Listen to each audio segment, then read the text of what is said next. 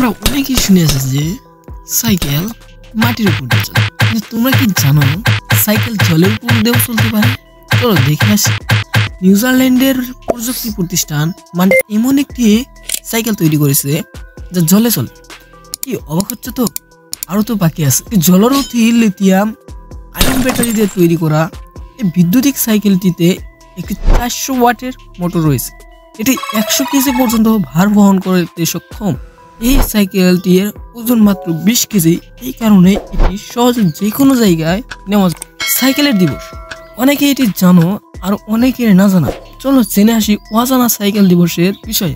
2018 সালে রাষ্ট্রপুঞ্জের পরিষদ 3 জুনকে বিশ্ব বাইসাইকেল দিবস হিসাবে উদযাপন করার ঘোষণা করেছিল।